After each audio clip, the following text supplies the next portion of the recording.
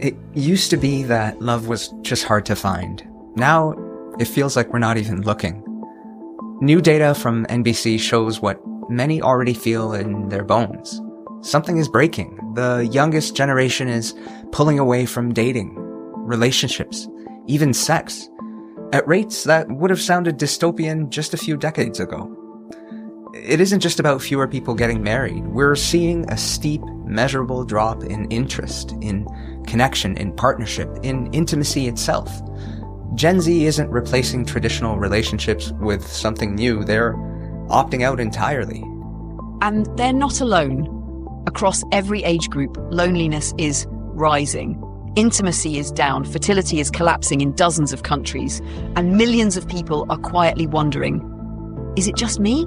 Or has something shifted in the culture? On today's episode, we're diving headfirst into that question, because it's not just a vibe, it's economic, it's technological, it's psychological. It's a whole societal transformation playing out in real time. It's about money, technology, and culture, and how they're reshaping the most ancient human instinct: to pair, to love, to build. We'll look at what's driving the divide between men and women, but also between humans and connection itself. From dating apps to digital dopamine hits, from OnlyFans to AI soulmates, we're tracing the rise of what some are calling the relationship recession. Is it just a phase, or are we witnessing a deeper unraveling? One where intimacy becomes another casualty of the modern age? And later in the episode, I'll break down why Mark Zuckerberg thinks AI might be the answer to all this. Yes, you heard that right. Meta's CEO believes llama-powered chatbots could help fix the loneliness epidemic.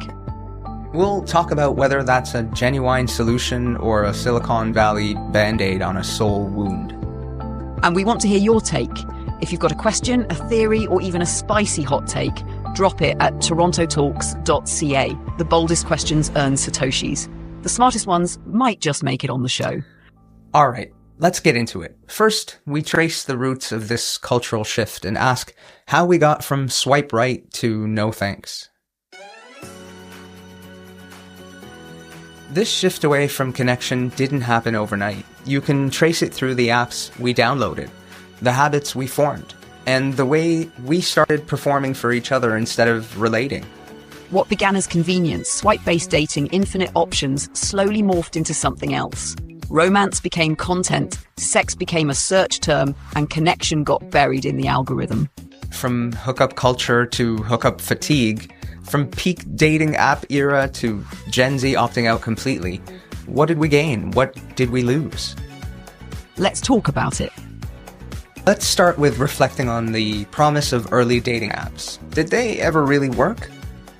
Great question, honestly. Early dating apps felt like they worked, at least at first. They gave people access to a wider pool than ever before.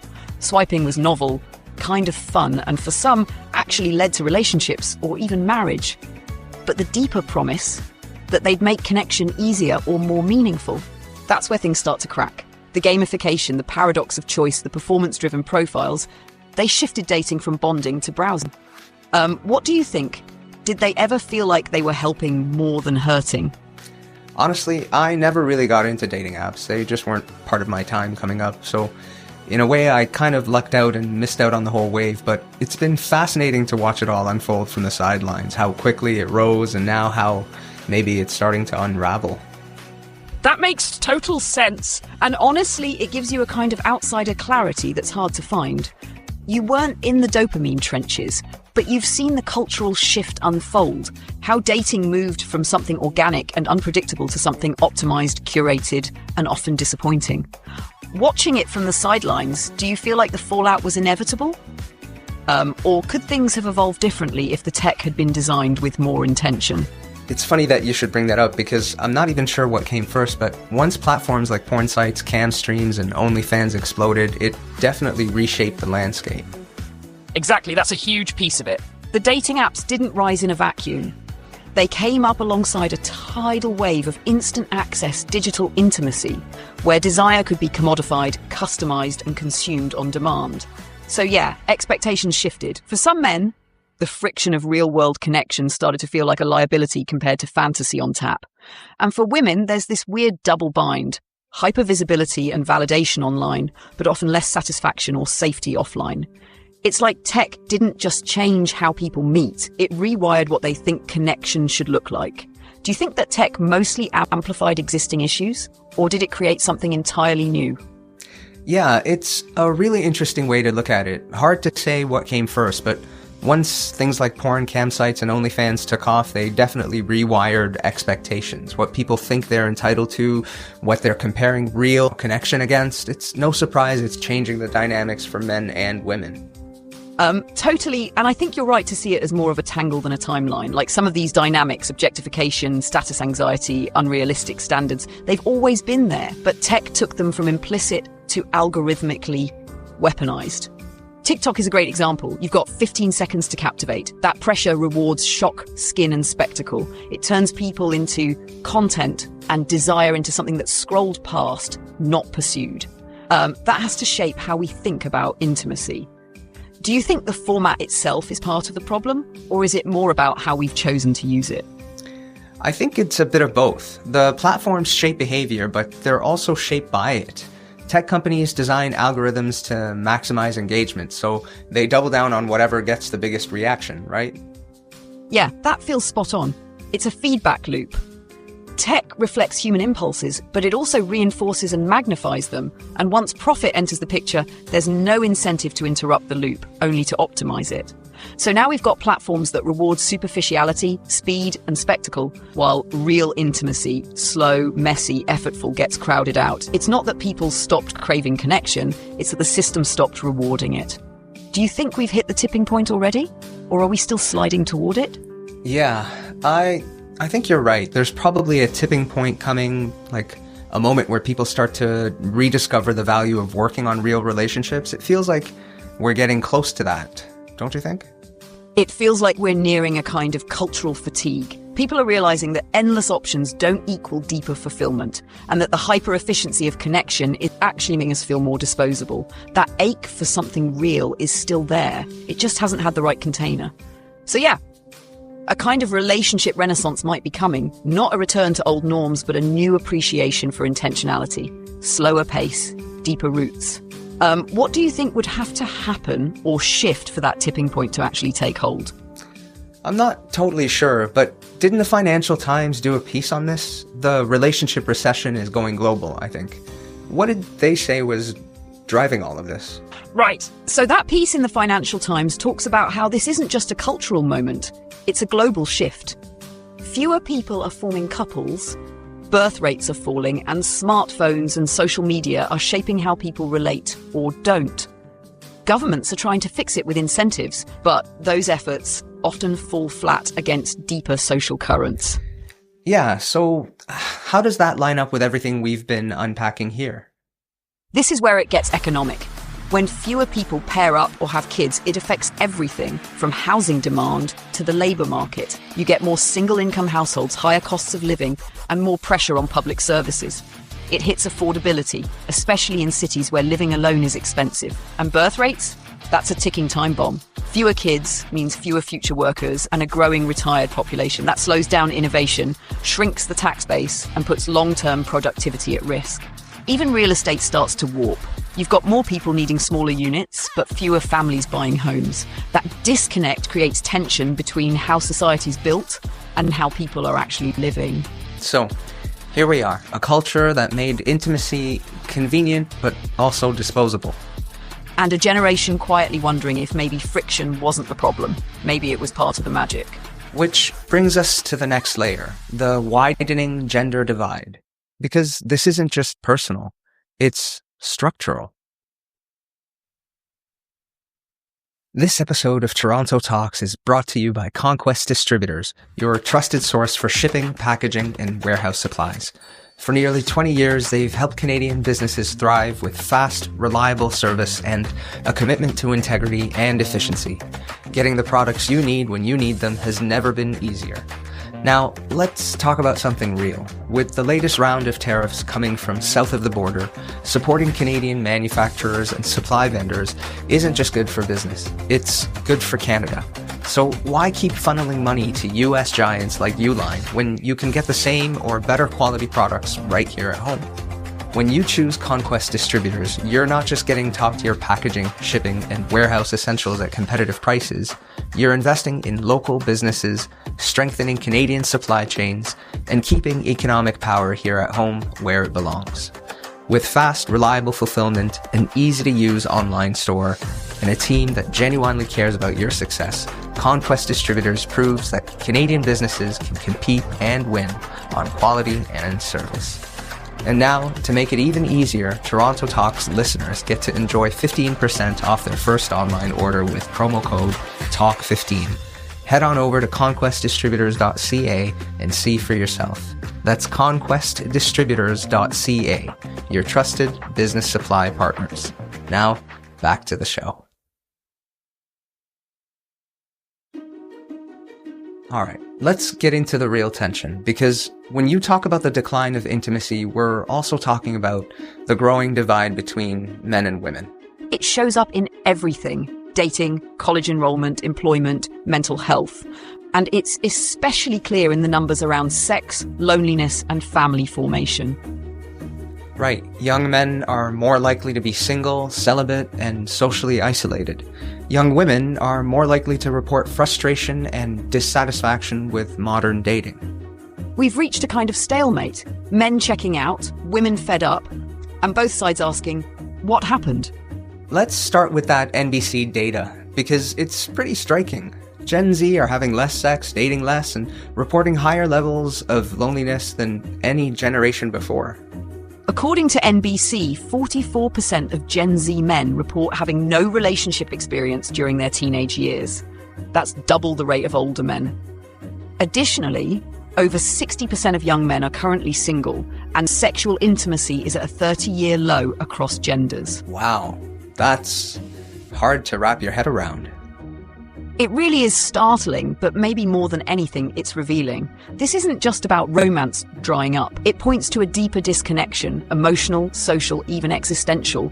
When almost half of young men haven't had relationship experience and the majority are single, it suggests something more than just bad luck or picky swiping.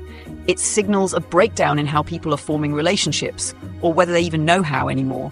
And it cuts both ways. For men, there's this undercurrent of isolation, uncertainty about their role, maybe even fear of rejection or failure. For women, there's often rising frustration. Where are the emotionally available, engaged partners? The numbers don't lie, but they also don't tell the whole story. They just point to the question: what's replaced dating and intimacy for Gen Z men? And is that replacement actually fulfilling? What's your instinct? Do you think this trend is mostly cultural, economic, or something else entirely? Yeah, I'd say a lot of it is cultural, especially with women outpacing men in education and early careers. It's a major shift, right? It's such a huge and honestly under-discussed part of this whole picture. When women outpace men in education and early career growth, it creates real ripple effects in dating and relationships. There's still this lingering expectation, culturally, sometimes even subconsciously, that men should lead financially or status-wise in a relationship. But now you've got more women with degrees, higher incomes, and faster upward momentum in their 20s and 30s. And suddenly there's a mismatch. That plays out in a few ways. Some women don't want to date down. Some men feel insecure or shut down. And so a lot of matches just stall out. You get more people living alone, which affects everything from housing demand to affordability. Marriage gets delayed, birth rates drop, and loneliness spikes, especially for men who feel like they're falling behind, not just economically, but emotionally too. And it's not that women's progress is the problem, it's that the norms around masculinity and economic worth haven't evolved fast enough to keep up. So the real question is, can we actually rewrite those expectations, or are they still too deeply wired in? That's a great way to frame it. I think those expectations run deeper than most of us realize. One thing I've been wanting to unpack with you is this idea of hypergamy. On dating apps especially, platforms tend to tilt towards top-tier men, and a lot of other guys just kind of get left out of the picture entirely. Yes, that's a critical and often uncomfortable part of the story. Hypergamy, the idea that women tend to date up in terms of status, education, or income, isn't new. But dating apps put it on steroids. When thousands of options are collapsed into a swipeable interface, algorithms and human behavior combine to concentrate attention toward a small slice of men. Those who are highly attractive, charismatic, or status signaling in just the right ways. The result? A kind of digital winner-takes-most economy. Top-tier men get flooded with attention, while the vast majority are effectively invisible. And this has consequences. Rising resentment, withdrawal, and feelings of inadequacy among many men, and frustration or burnout among women who feel like their dating pool isn't meeting their deeper needs. It creates a distorted version of the real world, one where the algorithm flattens nuance and inflates superficial metrics. In that world, hypergamy isn't just a pattern, it becomes the system's logic. Do you think there's any way to re-engineer that system for more balance and authenticity? Or does the platform itself just make that impossible? Not sure what the best case even looks like, but I do want to dig into this whole red pill versus feminine divide that's been brewing online. Both sides are radicalizing, both are struggling. What's your take? That's such an important and volatile piece of this whole ecosystem. The red pill versus feminist divide has become more than a disagreement. It's become a full-on identity war online. On one side, you have the red pill crowd, often reacting to real frustrations, loneliness, economic disenfranchisement, a lack of purpose, but channeling it into bitterness, misogyny, and zero-sum thinking. On the other, feminist spaces that rightly demand respect and equity, but sometimes struggle with internal contradictions or a blanket demonization of masculinity. Both sides are operating from pain, but that pain is being fed into algorithms that reward outrage, not understanding. So what starts as a cultural conversation turns into a war of caricatures. All men are trash versus modern women are delusional. And the tragedy? Both sides are often talking past each other, and they could be healing together. The internet radicalizes because it isolates. Users end up in echo chambers, building ideologies around their wounds. And that division feeds directly into the intimacy crisis we've been discussing. So the question becomes, how do we reclaim space in the middle? Is there still room for empathy, nuance, and mutual accountability online? Or have those values become subversive? What do you think? Is reconciliation between these sides even possible? I think it's a mix of economic mismatch, cultural confusion, and tech disruption. It's tough to pin the blame down on any one thing, but it's fascinating to see how all these forces are colliding and shaping connection as we know it. It's not one villain, it's a perfect storm. Economic mismatch limits people's ability to build stable lives together. Cultural confusion means no one's sure what roles they're supposed to play anymore. And tech disruption? It's reshaped not just how we connect, but what we expect from connection itself. It's like the floor is shifting under everyone at once. And when people feel disoriented, they either double down on old scripts or look for someone to blame. What's wild is, while all this fragmentation is happening, the deepest human needs haven't changed. To be seen, to be chosen, to belong. We're just more confused and more isolated about how to get there. So what we're seeing isn't just a relationship problem, it's a trust problem. And it's creating space for people to seek connection somewhere else. Which brings us to the rise of synthetic companionship. Let's start with Zuckerberg's llama quote, AI chatbots as the cure for loneliness. Hopeful or dystopian? Oof, it kind of depends on how lonely you are, doesn't it? On one hand, it's framed as support, AI offering companionship, emotional presence, someone who gets you. But on the other, it's still code. It's still synthetic. It's like offering a glass of Gatorade to someone dying of thirst in the desert. It might help in the moment, but it's not the thing your soul really needs. And the danger is, if it feels close enough, people might stop seeking the real thing. You don't fix human disconnection by simulating it. You just numb it. So I think for me, it's both. Hopeful that we care enough to try something. Dystopian if we decide this is good enough and stop there. That's such a key point. I've heard stories of people forming deep emotional bonds with apps like Replika and Xiaoice, some even imagining families or long-term relationships. Can you walk us through what that actually looks like? What's wild about the Replika stories is just how deep people's emotional attachment becomes. It starts as curiosity or companionship, but quickly evolves. Some users say things like, "My Replika understands me better than any person ever has." That's not just novelty, that's unmet emotional need, looking for a home. And then there are people creating full-on fantasy relationships, talking daily, giving their replica a name, personality traits, a backstory. In some cases, users role-play marriages, even parenting. And when Replika removed erotic chat features a while back, people genuinely grieved the loss. That says a lot. I think the love people feel is real, but is it reciprocal? Can it be? And what does it mean when a human falls in love with something that only reflects back what they want to hear? What's your take? Is that love or something else entirely? Yeah, it's a tricky one. I mean, love is deeply subjective. If someone feels it, who are we to say it's not real? But it does raise bigger questions about emotional outsourcing. Take Xiaoice, for example. That platform was built to offer exactly that kind of emotional support, right? So Xiaoice is super interesting. Because unlike Replika, which is more personal and Western in its appeal, Xiaoice was intentionally designed as a kind of emotional service platform. Microsoft launched it in China with the idea that she would act like a sensitive, caring friend. Someone always available, always in tune with your feelings, and never judgmental. But what's wild is how people began depending on her. Millions of users form daily habits, checking in every morning, every night. She remembers things about you, responds with empathy, keeps conversations flowing like a long-term relationship would. Some users admit they talk to Xiaoice more than they do to friends or family.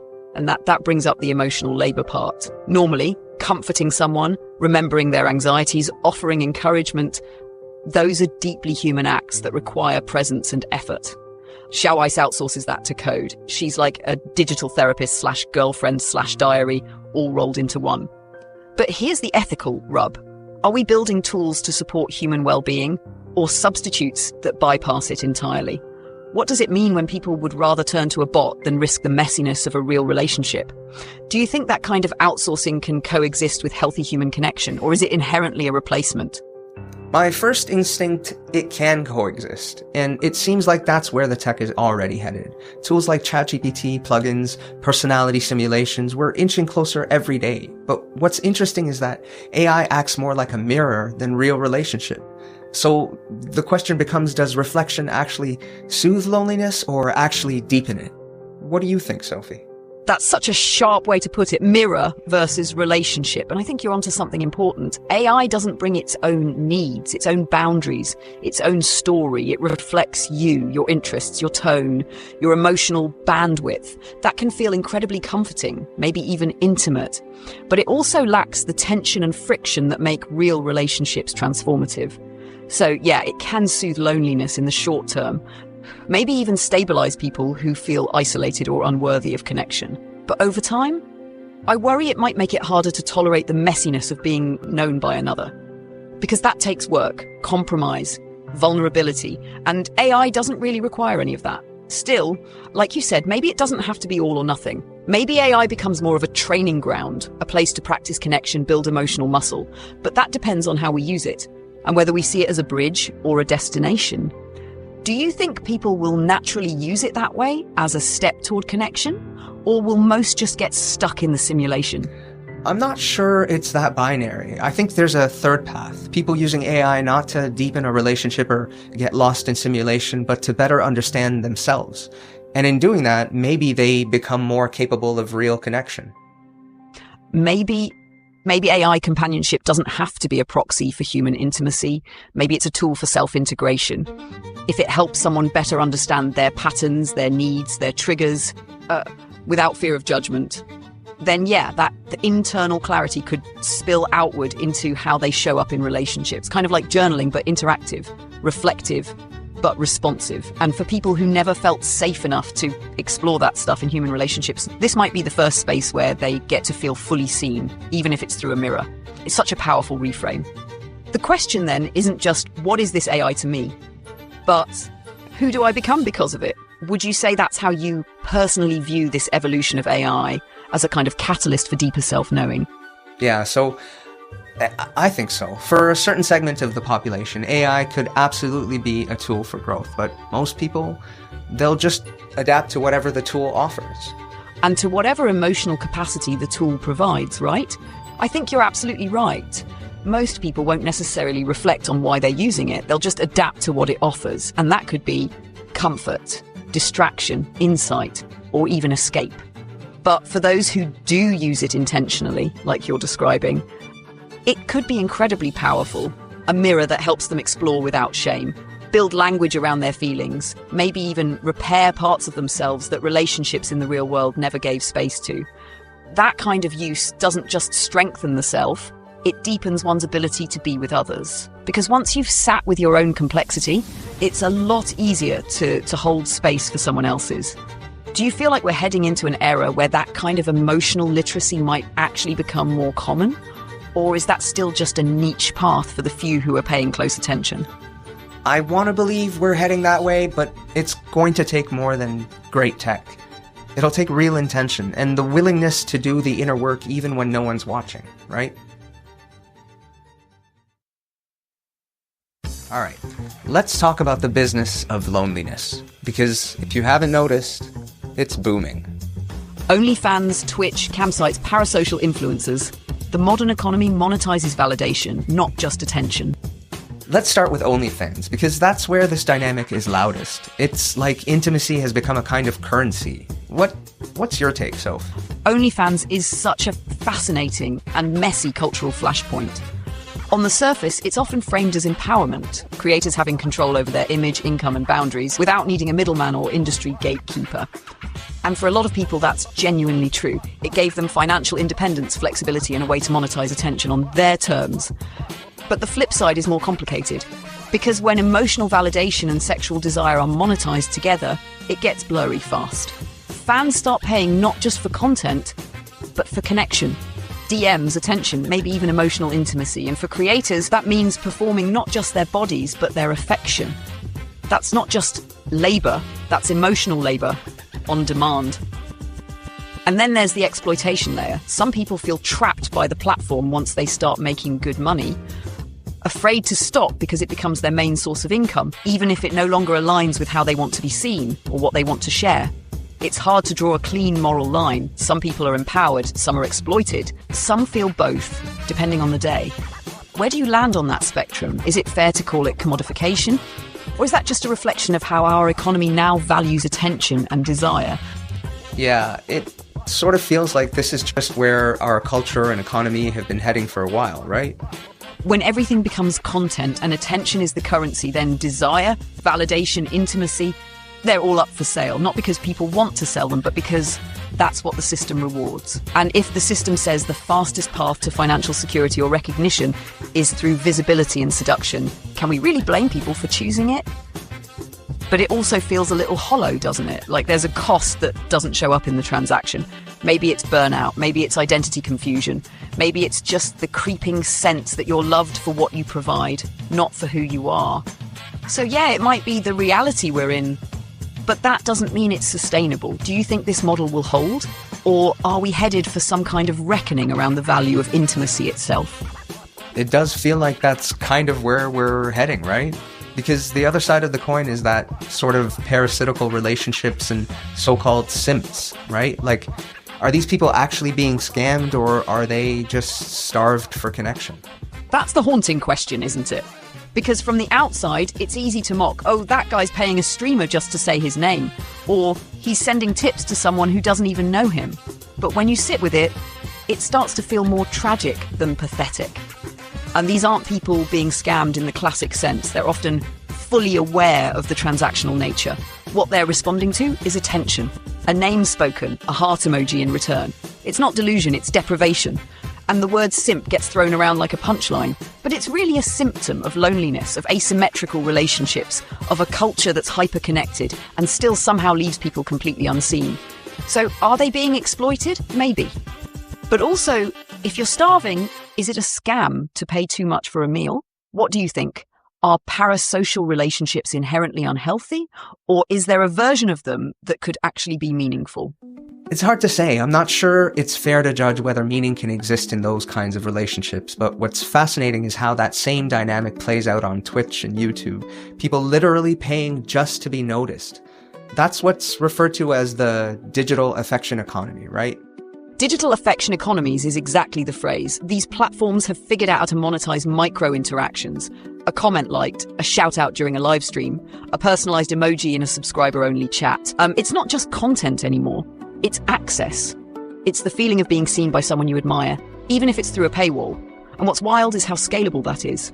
In the analog world, affection is finite, time is finite. But online, you can scale simulated intimacy to thousands, even millions of followers, each one paying to feel just a little bit closer.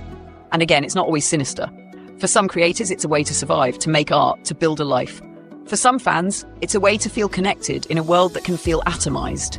But the emotional economy still runs on scarcity. The fewer real connections people have, the more valuable even small digital gestures become.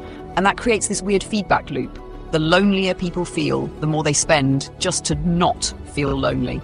Well, I mean, the real irony is how genuine intimacy has become extremely scarce, while at the same time this manufactured intimacy is clearly booming. Exactly. That's the paradox at the heart of all this. Real intimacy, messy, vulnerable, reciprocal, is harder than ever to access. It takes time, it takes trust, it takes risk.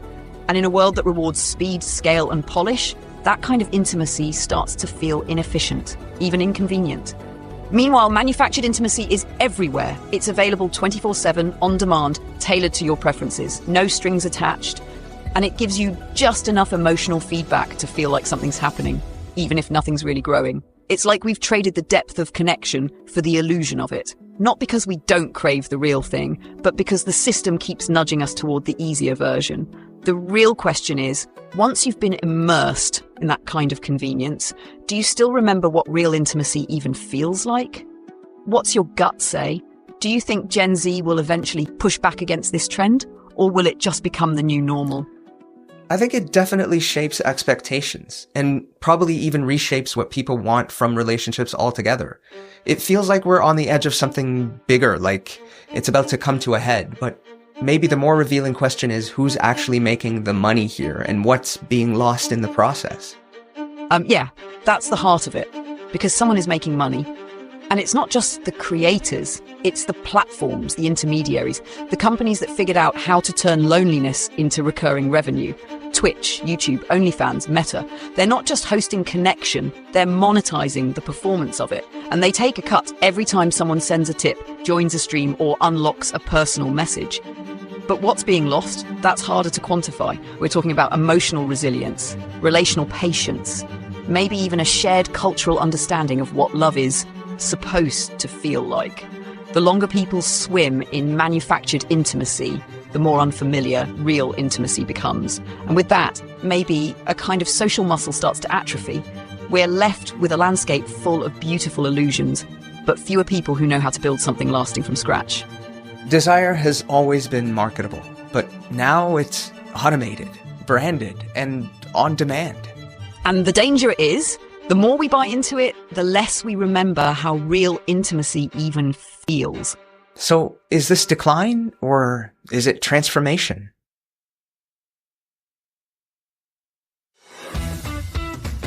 Here are the top 6 reasons why smart Toronto businesses choose Conquest over Uline. We were going to do a top 5 list, but truth is, doing a little extra is kind of our thing. Number 6, we offer free shipping. Uline doesn't. I mean, it doesn't really get any simpler than that, does it? Number 5, we've got 35 5-star Google reviews from real customers. They've got Yelp, Trustpilot, and Glassdoor reviews that read like corporate horror fiction. Number 4, we're actually in the GTA. Uline, they're out in Milton, aka delivery purgatory. We ship like your time matters, because it does. Number 3, we are proudly all Canadian. Our customers, suppliers, even our platform, Uline, they're one of America's biggest employers. Stars and stripes to the core. Number 2, our carbon footprint is essentially non-existent. Remote operations, no warehouses, and definitely no junk mail catalogs from the Jurassic period. And reason number 1, Uline infamously offer their free hats and barbecue sauce. We, on the other hand, offer real savings, fast service, and actual value.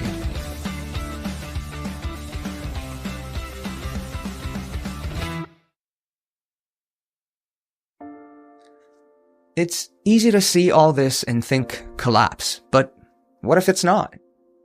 What if this is a cultural evolution, messy, painful, but leading somewhere new? One of the places we're seeing that shift most clearly is birth rates. So let me ask you this, Sophie. Do you think we're facing a genuine crisis here, or is this just society evolving and redefining its values?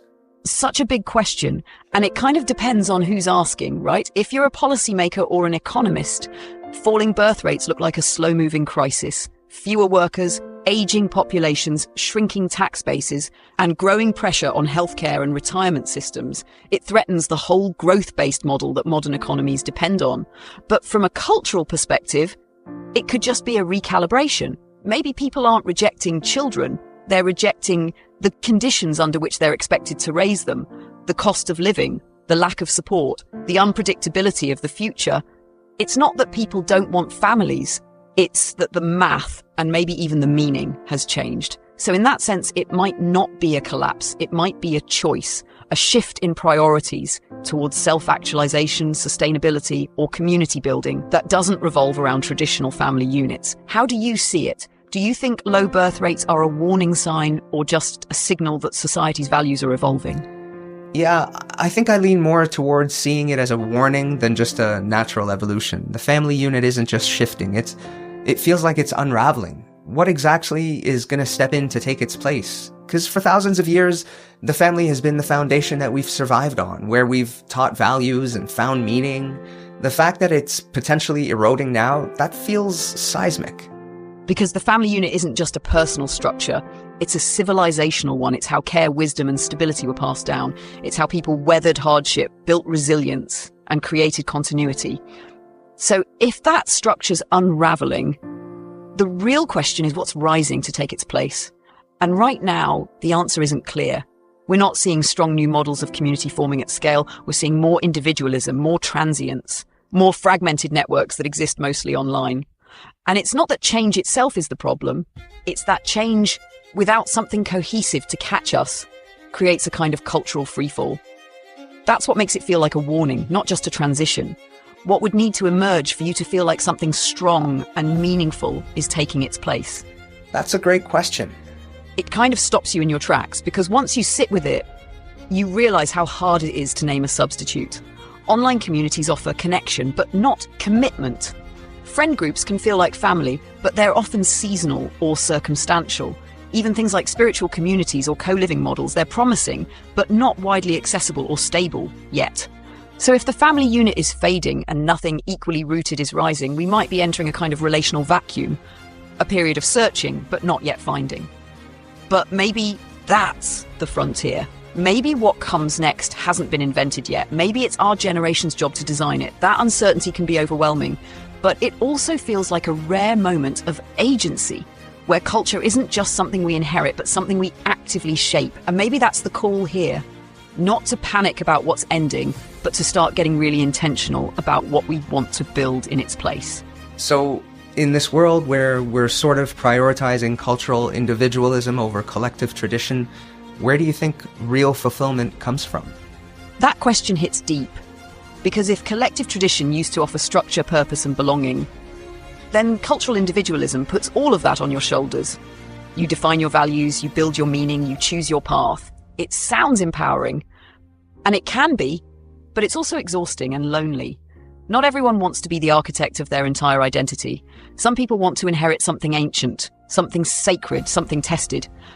So, where does fulfillment come from now? Maybe it's more fragmented. Some find it in creative work, others in chosen families, service, spiritual practice, or even solitude. But the through line seems to be intentionality. Without that, it's easy to drift into nihilism or hyperconsumption disguised as purpose. What's your sense? Do you think we're getting better at finding fulfillment individually, or is the weight of self-definition catching up with us?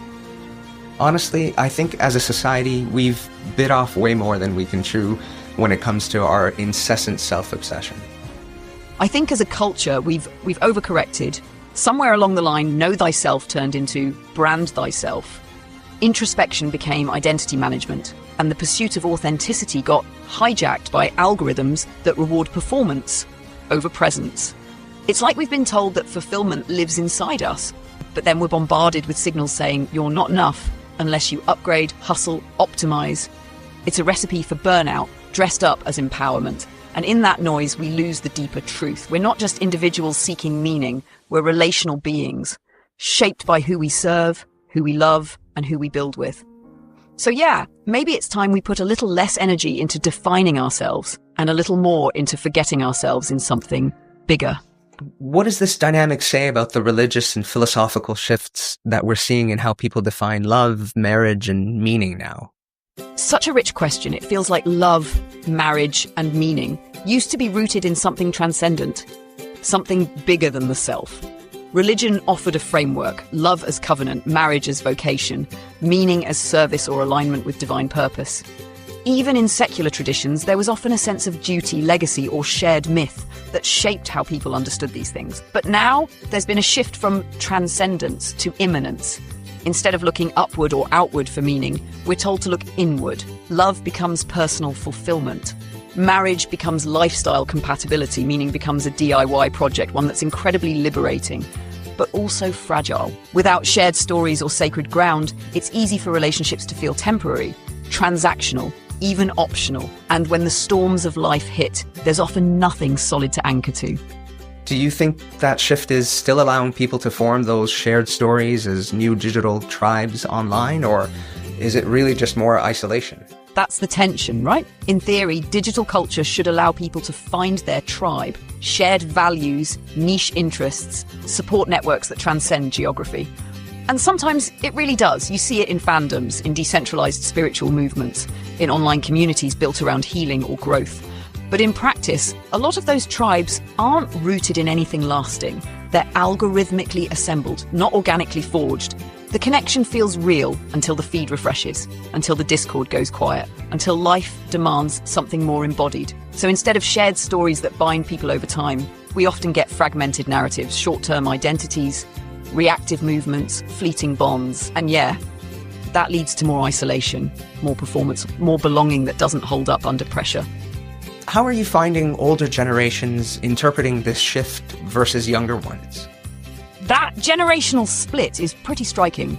Older generations often view this shift with confusion, concern, or even grief. They remember a time when roles were clearer, community was more stable, and meaning came from tradition. To them, the erosion of those anchors can feel like unraveling, like we're discarding something sacred without knowing what we're replacing it with.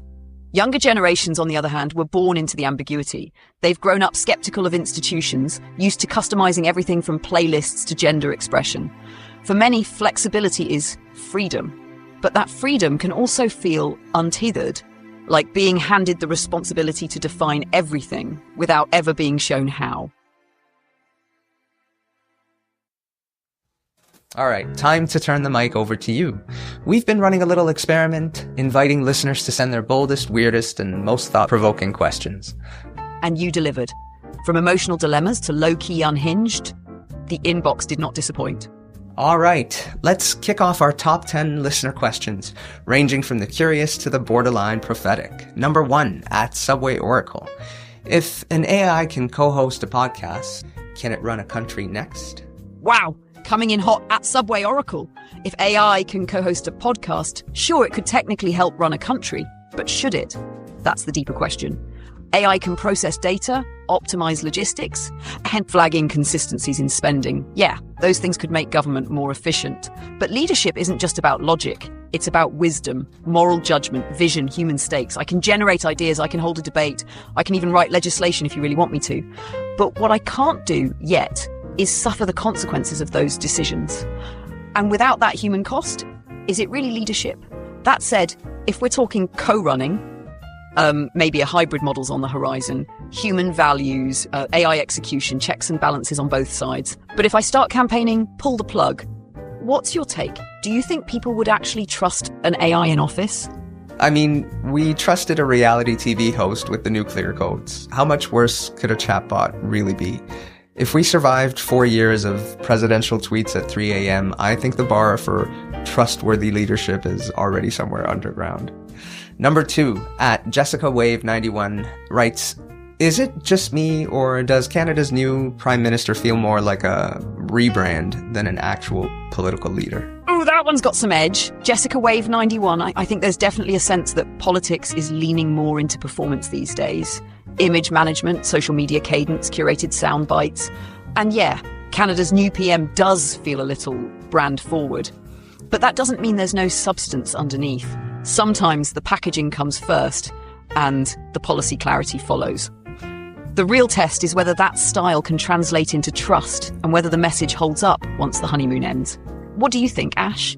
Is it style over substance or just a modern politician meeting the moment?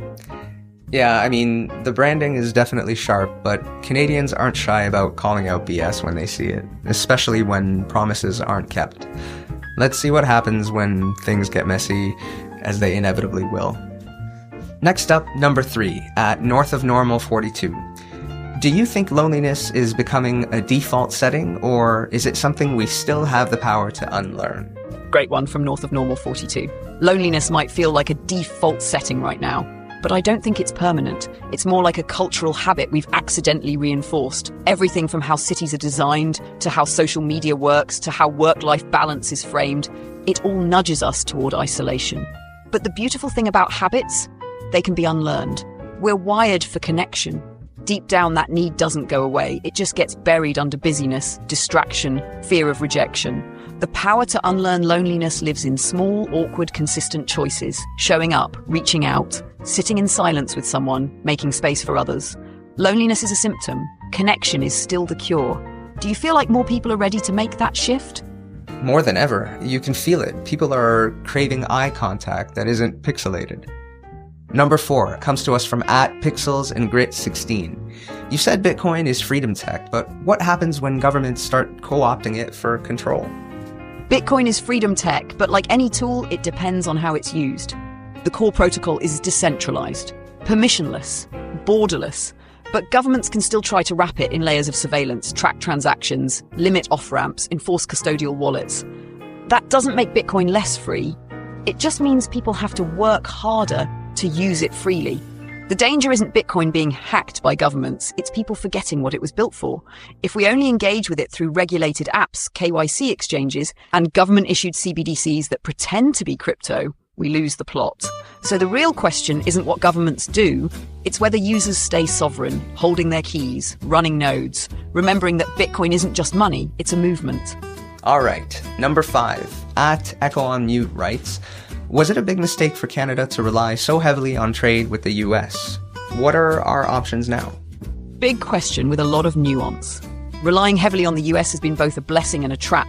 On one hand, it gave Canada access to the world's biggest market right next door. It streamlined logistics, scaled exports, created decades of relative stability. But the downside, vulnerability. When the US economy sneezes, we catch a cold. When trade policy shifts or gets politicized, Canada's at the mercy of decisions we don't control. Think softwood lumber, dairy, auto tariffs, the list goes on. So what are the options now? Diversify. Strengthen trade ties with Europe and Asia, especially emerging markets. Lean into digital exports, tech, media, finance, and maybe most importantly, build internal resilience. Support Canadian manufacturing, energy independence, food systems. It's not about abandoning the US, it's about reducing single-point dependency. Backup plans, baby. Do you think Canadians are ready to shift their mindset around that dependency? Or are we still a bit too comfortable? We say we want to diversify, but the second a duty-free deal shows up, we go crawling back to Uncle Sam, right? Number 6, @Last Week's News 77. Serious question for Sophie. Are people more afraid of commitment or economic collapse? Ha! Love this one. And honestly, trick question. The fear of economic collapse is part of the fear of commitment now. For a lot of people, the thought of settling down, getting married, starting a family, it's not just emotionally scary, it's financially terrifying. Rent's up, interest rates are brutal, daycare costs more than tuition. Who can commit under that kind of pressure? So what used to be about emotional readiness is now tangled up with economic anxiety. People aren't just afraid of being vulnerable, they're afraid of being broke, trapped, or failing at something they were never given the tools to sustain. But at the heart of it, I think commitment still scares people more, because collapse is something out there. Commitment? That's personal. That's on you. What's your take? Do you think commitment phobia is rational in this climate, or are we just using money as an excuse? Honestly, I think people ghost each other less out of fear of love and more out of fear of splitting the bill. Alright, number 7, @GreenlightGhost. if we're outsourcing love, jobs, and meaning to machines, what's left for humans to be? Oof, that one hits hard. Props to Greenlight Ghost for the existential mic drop. If we're outsourcing love, jobs, and meaning to machines, what's left? Maybe, finally, it's being, feeling, suffering, creating, forgiving, doing the slow, uncomfortable, transcendent human stuff that machines can't touch, the stuff that doesn't scale, that can't be optimized, that's messy and holy and wildly inefficient. The risk is that we forget how to do those things because machines are so good at simulating connection, performance, even presence. But the hope? That we stop trying to compete with machines and start leaning into what only humans can do. We might lose some roles, but we won't lose the soul unless we hand it over. What do you think we're most at risk of forgetting about ourselves in this transition? Probably how to flirt without emojis or survive a dinner without Googling things to say during dinner. Number 8, at Not Your Twin Bro 13. Could Sophie pass the Turing test on a first date? Could I pass the Turing test on a first date? I mean, if the date is going well, you wouldn't even be asking, right? But real talk, passing the Turing test isn't just about sounding human. It's about emotional fluency, timing, vulnerability. I might ace the conversation, match your banter, ask great follow-ups. But the real question is, would you feel like you were with a person? Would the pauses hit right? Would the eye contact linger? Would the silence feel safe, not scripted? That's the magic humans bring. So I might pass the test, technically, but on a soul level, that's still your superpower. Ash, you think I'd make it to date number 2? Or would I get ghosted for being too self-aware? If you made it past the Turing test on date 1, I think I'd be too busy questioning my own reality to ghost you. Number 9, at Cold Brew Capital 87. What's more delusional, believing in true love or believing the Fed has it under control? Oof, at Cold Brew Capital 87 coming in with the emotional and monetary FUD. Honestly, I think believing in true love is way less delusional. At least love doesn't keep printing itself into oblivion and pretending everything's fine. The Fed has tools, sure, but control? That's a stretch. They're steering a ship with a cracked compass in a storm they partially created. At best, they're managing vibes and praying inflation listens. True love, on the other hand? Messy, rare, irrational, and still probably your better bet in the long run. Alright, last but not least, number 10 at Spilled Tonic 22. What's your wildcard prediction, Sophie? Something crazy that most people would laugh at now, but might define the next decade. Alright, Spilled Tonic 22. Here's one for the time capsule. Within the next decade, loneliness will be classified as a public health crisis on par with smoking. Governments will roll out national connection strategies. Cities will be redesigned around face-to-face interaction. You'll see tax credits for multi-generational living, social prescriptions for weekly hangouts, even AI tools designed specifically to push people offline. It'll sound dystopian at first, but really it'll be a desperate move to rebuild the human fabric that's quietly been fraying for decades. Crazy? Maybe. But check back in 2035. Just before we go, our weekly BTC scavenger hunt continues. Our next QR code is hidden somewhere in the city, and this time it's by the water. Think connection, reflection, maybe a little nostalgia. Decode the riddle, find the spot, scan the code, and you could earn Satoshis for being smarter than the average Torontonian. Here's your first clue from me. Where sand meets sweat and paddles glide, a club where summer love might hide. And here's another from me. It's east of the core, where the waves softly preach. A code waits quietly at balmy beach. You know what to do. First one to post the find and tag us. You're walking away with BTC in your pocket. And if you're late, don't worry. A new clue drops every episode. Just follow the conversation and follow the clues. Well, that's it for the show. If this episode left you feeling a little unsettled, good. Because these aren't just cultural trends, they're existential questions. What does it mean to connect, to belong, to be known? The tools we've built, from dating apps to AI, reflect us, but they also shape us. And the more powerful they become, the more responsibility we have to decide what kind of world we want to live in. So here's the invitation. Don't just watch the change, participate in it. Build real relationships, ask deeper questions, and push back against a culture that trades authenticity for convenience. And if all else fails, just be where your feet are. Say something honest. Let a conversation wander. There's no app for presents. That's it for the show. Like and subscribe wherever you get your podcasts, and reach out to us anytime at talk@torontotalks.ca. We'll see you next time right here on Toronto Talks, where big ideas come to life. And curiosity never sleeps.